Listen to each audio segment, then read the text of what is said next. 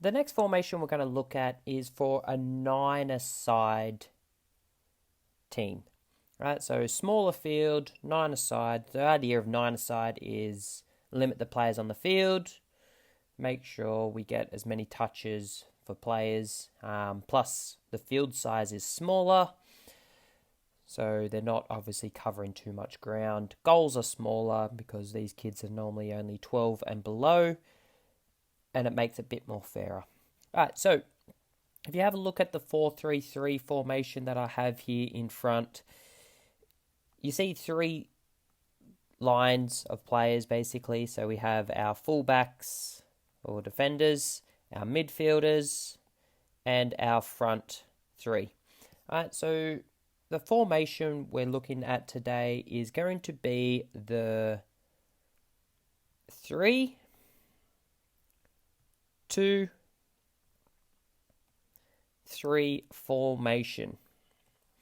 So the idea is again to have three lines of players, so defense, midfield, and attack, but while remaining pretty attacking with three players up front, and also stable at the back with three players.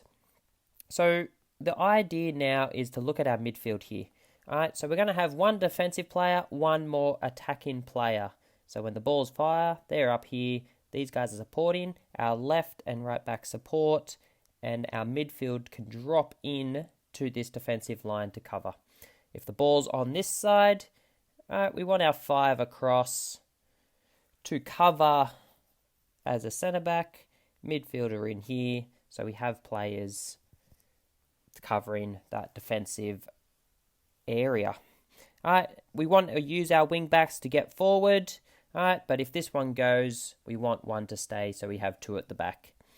Our wide players, our attacking wide players, we want them to be inside more to allow these channels, and these channels here for our overlapping fullbacks, to get forward and play as wing backs. So we have our central defender. Our number 6 is going to be playing like a halfback in that CDM role. So if players get forward, they sit in behind and become a makeshift centre back to cover players out of position. Our 10 sits in the middle. They're going to be like a box-to-box midfielder. Alright, so we need them to be working up and down, staying in these central corridors. We don't want them wide. We got enough players wide. We want them to be sitting in these holes in here, going up and down the field, while this player predominantly sits further back. This player holds these holes here for when we can win that ball, and they're the link between our defense and attack. And then we have 2 inside forwards to support our striker, and we're going to play with another false 9 again. Alright, so the idea of the false 9 dropping in to help the midfield out, and we can start attacking if the ball's on this side. We're wide here, so it can go either side. Alright, our midfielder can drop off and cover. If it goes this side, that other one starts setting in. And then they can link up here and also release these players in these central corridors more so. So if the ball goes this side, we have our wing back sliding across and creating that width. And if we can attack through the middle with combinations, we have numbers to get shots on and goal.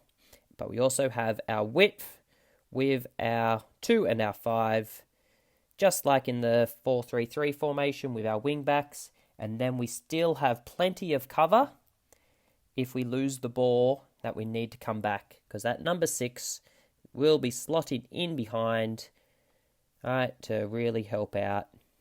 And we have options around the ball here and here. 2 comes across. We're still solid at the back. Alright, so that's the formation for the 3-2-3 with some player roles. Hopefully you understand that a little better.